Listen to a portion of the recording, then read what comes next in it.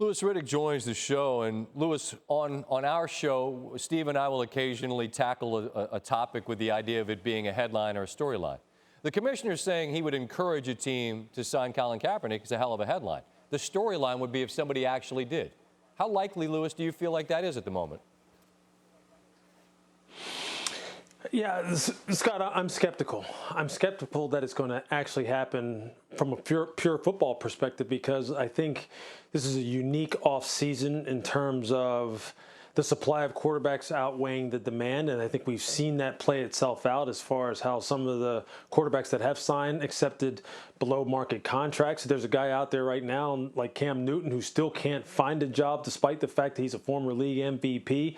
So I think it's going to be tough for a quarterback who hasn't played in 4 full seasons to really find work right now, from a pure football perspective. And you know what? I'm still skeptical of the fact that, our owners really legitimately and authentically really willing to admit themselves. Owners themselves admit that they made a mistake in the same way that Roger Goodell made a mistake, and not really listening to what it was that Colin was trying to say back in 2016. Are they really willing to admit that and really move forward with trying to rectify their wrongs in terms of giving him at least an opportunity to earn his job back in the NFL? I haven't really heard owners say that. I've heard the commissioner say that, but I haven't heard owners say that. And I think one of the reasons why, if I'm just really going to sit here and think about this, is the fact that I think they're still trying to engage in risk assessment, in meaning this.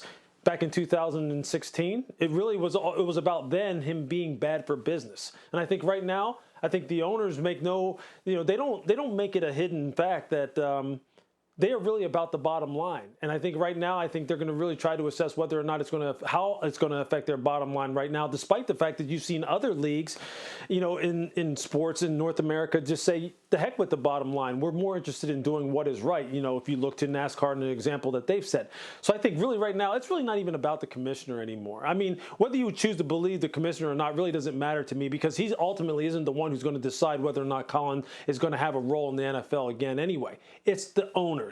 And they're the ones who decided it before, and they're going to decide it now. How much conversation, Louis, do you think is going on outside of media, just within the league, waiting for an owner to say something? The commissioner has. We're waiting. How much conversation is there about that? Yeah, there's a lot. I mean, it's not.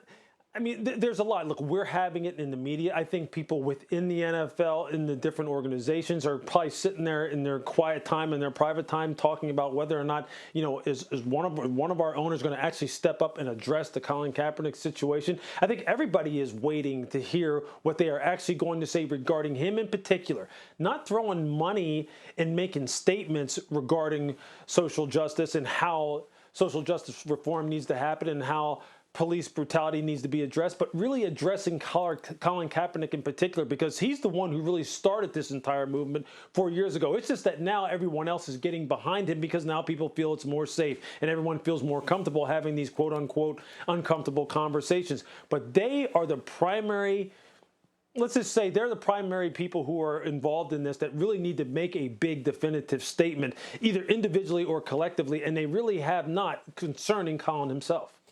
And listen, there are a lot of issues here. Football is the least important of all of them, but you play football, so it's important. And I think you make a really good one as that relates to the quarterback market. Cam Newton currently is without a job, and he was an MVP not long ago. Yeah. So the fact that the market was such for quarterbacks, we saw what Winston took, a guy that led the league in passing yards. What did he take, a year and $1 million? It's the market is interesting. Exactly. So and again, I said this the other night, and I think people push back on me when I say I don't know what Colin Kaepernick's appetite is to be a backup in the league, where the jobs, the supply currently seemingly is greater than the demand. I don't know that I've ever seen that. You know what I mean?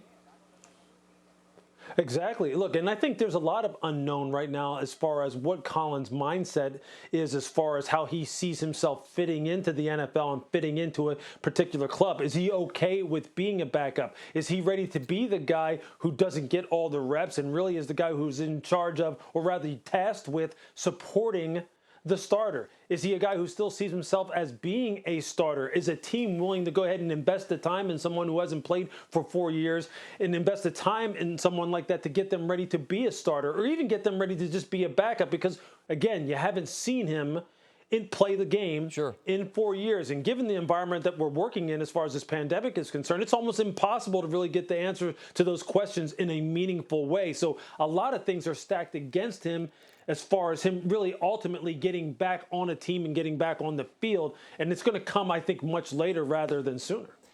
I think we've all had bosses encourage us to do something, but Roger Goodell works for them. He works at the owner's behest. So, the encouragement, we'll see if the encouragement is taken seriously. Louis, thanks for the time. Thanks for watching ESPN on YouTube. For live streaming sports and premium content, subscribe to ESPN+.